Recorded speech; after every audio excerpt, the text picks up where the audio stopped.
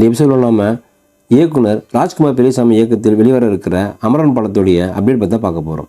நடிகர் சிவகார்த்திகேயன் இதுவரை நடித்திராத இராணுவ அதிகாரி கட்டப்பில் நடித்துள்ள படம் தான் இந்த படம். முழுக்க முழுக்க தேசப்பட்டு இந்த படமாக உருவாகியுள்ள இந்த படத்தை இயக்குனர் ராஜ்குமார் பெரியசாமி இயக்கி உள்ள நிலையில் இந்த படத்தை உலகநாயகன் கமலஹாசன் ராஜ்கமல் ஃபிலிம்ஸ் சார்பில் தயாரித்திருக்கிறாரு. இராணுவ உயர் அதிகாரியாக சிங்கப்பூர் கர்ஜிக்கும் தோழனை கொண்ட வேடத்தில் இப்படத்தில் நடித்திருக்கிறார் சிவகார்த்திகேயன். காஷ்மீரில் இந்தியாவில் இடையே நடக்கும் அதிரடியான போர்க்காட்சிகள், ஒரு தலைவனாக தன்னுடைய குழுவில் உள்ளவர்களை எப்படி சிவகார்த்திகேயன் ஊக்குவிக்கிறார் என பல்வேறு விஷயங்களை இந்த டீசரில் பார்க்க முடியுது.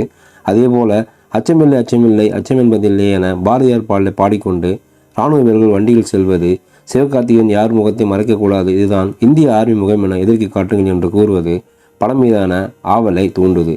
முகுதன் என்கிற கதாபாத்திரத்தில் சிவகார்த்திகேயன் நடித்துள்ள நிலையில் படத்தின் தலைப்பு அமரன் என ஏன் வைக்கப்பட்டுள்ளது என்கிற கேள்வியும் ரசிகர்களுக்கு எழுந்துள்ளது.